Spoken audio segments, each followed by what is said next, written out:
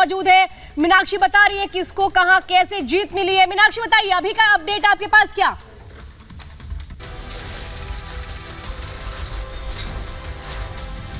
बिल्कुल श्वेता, जैसे हम लगातार बात कर रहे हैं शहर की सरकार को लेकर के, तो देखिए उत्तर प्रदेश में स्थिति पूरी तरीके से क्लियर है। स्थिति यही है नगर पंचायत चुनाव 2023 की हम बात कर रहे हैं कि देखिए भारतीय जनता पार्टी 187 सीटों पर यहां पर आगे चल रही है, समाजवादी पार्टी 77 सीटों पर है। तो वहीं अगर हम बात करते हैं बसपा की तो 34 सीटें हैं, कांग्रेस के हिस्से में सिर्फ 6 सीटें हैं। वहीं अदर्स की अगर हम बात करते हैं तो 157 सीटें हैं। तो ये जो स्थिति है वो बनी हुई है, जो साफ तौर पर ये दिखा रही है कि भारतीय जनता पार्टी की किस तरीके से शहर की सरकार में बल्ले बल्ले है। एक बार फिर से रुक करेंगे स्टूडियो का।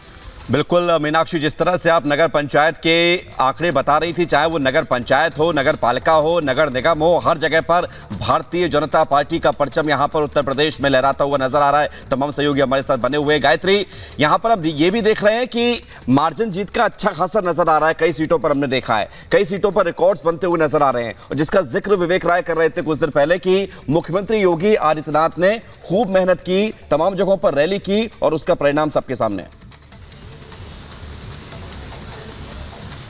बिल्कुल, और देखिए ये नहीं कहा जा सकता कि जिस तरीके से यहाँ पर बीजेपी लगातार जीतती रही है इसलिए ये जीत का सिलसिला बना रहा है, इसलिए नहीं बना रहा है, बल्कि प्रचार किया गया है, जबरदस्त तरीके से मुद्दों पर काम हुआ है, इसलिए जो जीत का मार्जिन है विवेक इस बार और बढ़ता हुआ दिखाई दे रहा है। यानी अभी कई राउंड की काउंटिंग हालांकि बची हुई है, लेकिन अभी 21 राउंड की काउंटिंग हो चुकी है, लेकिन सुनीता दयाल लगातार बढ़त बनाए हुए हैं। 1.5 लाख ये मार्जिन पहुंच चुका है। यानी अब उनकी जीत की तस्वीर है और जो मार्जिन है वो ये साफ दिखाई दे रहा है कि जीत सिर्फ जीत नहीं होगी, लेकिन बल्कि जीत बहुत बड़ी होगी सुनीता दयाल की।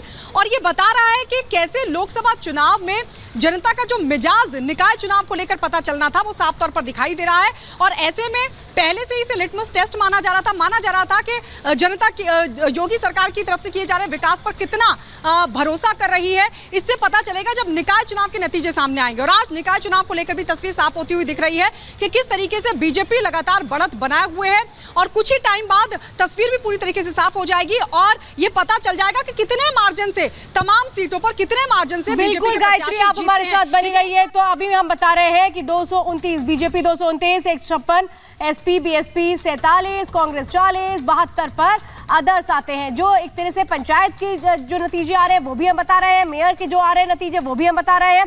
यूपी नगर पंचायत में 544 में 229 बीजेपी को मिल रहे हैं, 156 समाजवादी पार्टी, बीएसपी को 47 और अदर्स के खाते में 40 जाते हुए नजर आ रहे हैं। लेकिन एक बात बहुत क्लियर है, लोगों ने बिल्कुल क्लियर कर दिया कि तुष्टीकरण की राजनीति हमें नहीं चाहिए, क्लीन पॉलिटिक्स करिए, क्योंकि हम क्लीन रिजल्ट देने में यकीन करते हैं। अनूप,